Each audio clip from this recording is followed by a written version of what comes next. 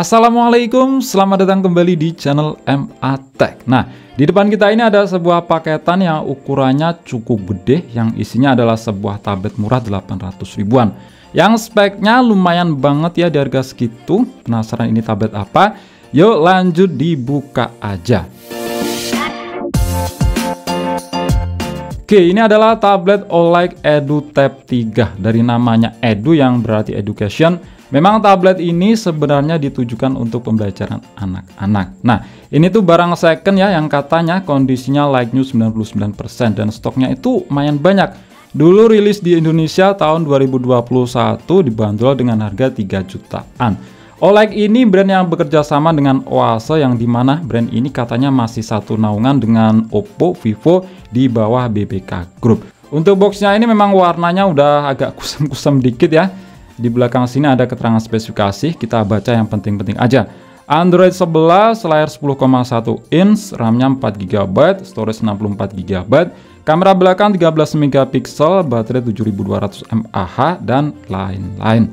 Nah, di sini ada seri IMEI ya, karena memang tablet ini bisa pakai kartu SIM, bukan WiFi only. Yuk lanjut kita buka. Nah, pertama di sini tuh ada si tabletnya. Terus buku panduan dan kartu garansi, yang jelas garansinya ini udah habis ya. Kemudian dapat kepala charger, ini rasanya masih baru, punya output 5 volt 2 ampere alias 10 volt aja. Terus dapat kabel USB yang di sini juga masih baru ya, modelnya udah Type C. Terus ada SIM ejector dan terakhir di sini dibawain stylus pen. Lumayan lah ya, dapat seperti ini. Oke, sekarang kita lihat di tabletnya. Jadi kondisi fisiknya ini ada dikit-dikit bercak dan bekas-bekas jiplakan ya. Tapi nggak masalah, ini tuh bisa dibersihin. Yang penting bukan jamuran. Overall kondisinya ini masih mulus banget ya, nggak ada dent ataupun lecet.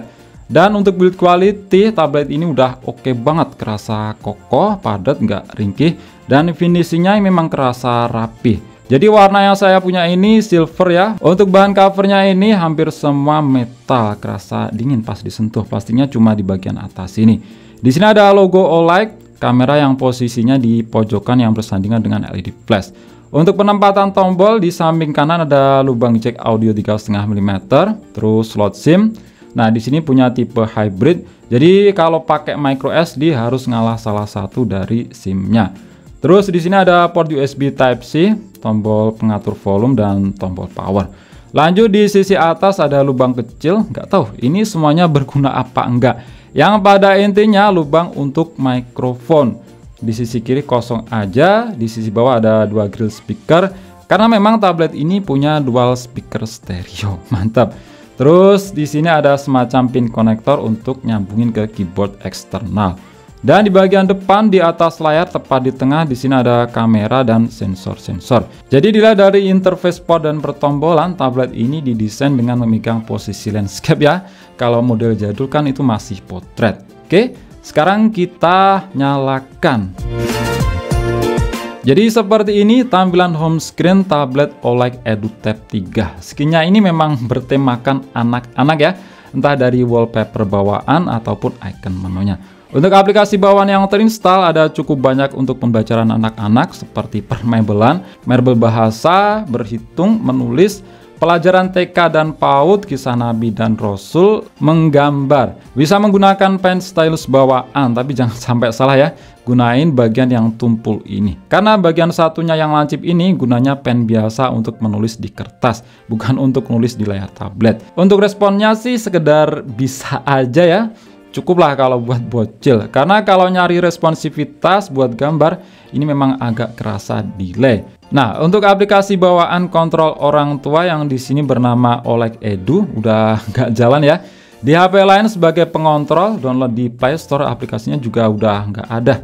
Coba nyari-nyari di Google nemu sih aplikasinya OLED Edu, tapi ya itu servernya udah dimatiin. Untuk software tablet ini pakai Android 11 dengan security patch 5 Januari 2021 dan saat dicek di pembaruan sistem udah nggak ada update lagi.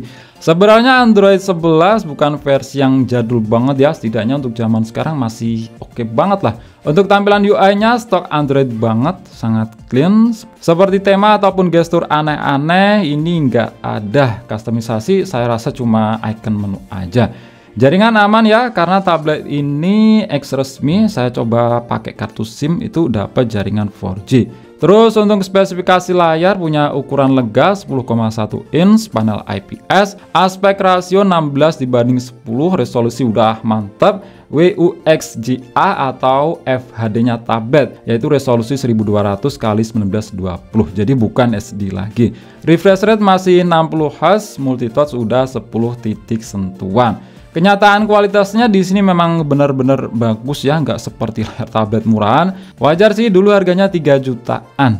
Warnanya itu keluar cukup tajam, pikselnya padat, wajar resolusi WUXGA. Kecerdasan maksimalnya juga lumayan ya, nggak yang rendah. Dan IPS-nya benar-benar IPS yang bagus, sudut pandangnya itu luas.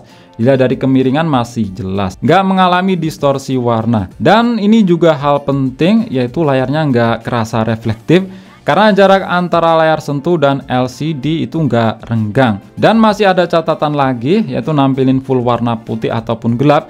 Semua penyebaran cahayanya itu rata, nggak ada bagian cahaya yang terang sebelah.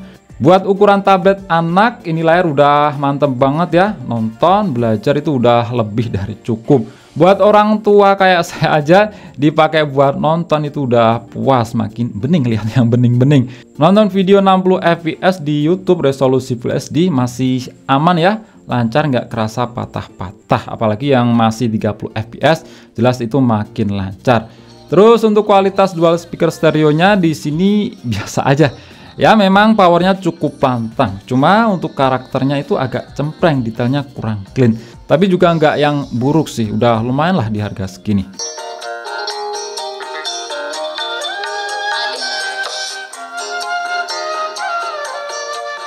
Kemudian untuk spek jeroan pakai prosesor MediaTek Helio P35 2,3 GHz, fabrikasi 12 nanometer, GPU Power VR Roju GE8320, RAM 4GB, ROM 64GB bertipe MC 5.1. Nggak bisa berharap lebih ya dapat UFS. Toh dari prosesornya memang belum support UFS. Untuk baterai gede 7200 mAh, cuma belum support fast charging, hanya 10 watt aja. Nah dengan spek seperti itu untuk tablet harga 800 ribuan udah termasuk oke ya. Apalagi pada hakikatnya tablet ini ditujukan untuk anak-anak. Tipenya aja edu alias education. Buat jalanin aplikasi edukasi dan pembelajaran udah lebih dari cukup. Bukan untuk tablet gaming SD. Kalaupun mau game ya game yang ringan-ringan aja. Sebenarnya kalau mau game sekelas Mobile Legends ataupun Free Fire, grafis rata kiri itu masih bisa sih. Helio P35 di zaman sekarang itu performanya sama aja dengan Helio G35, G36, G37. Karena tipe-tipe itu rebranding aja dengan beberapa tambahan fitur, support refresh rate layar 90 Hz, resolusi kamera lebih tinggi, dan dukungan kapasitas RAM yang lebih gede. Jadi untuk gambaran performanya akan mirip dengan HP zaman sekarang yang pakai MediaTek Helio G37 RAM 4GB. Buat harian standar penggunaan sewajarnya tablet masih so-so aja ya.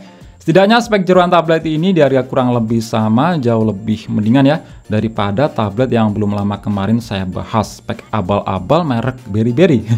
Aslinya RAM 1GB, ROM 8GB, baterai kecil, layar burik, software juga manipulasi, pokoknya parah lah. Tapi iklan live di TikTok itu gencar banget dan banyak terjual juga. Kemudian untuk kamera, punya kamera belakang resolusi 13 MP yang ternyata di sini sensornya bukan abal-abal, pakai Sony IMX258. Sedangkan untuk depan yang 5 MP pakai Galaxy Core GC5035. Untuk perekaman video maupun depan dan belakang sama-sama bisa rekam di resolusi Full HD 30 fps.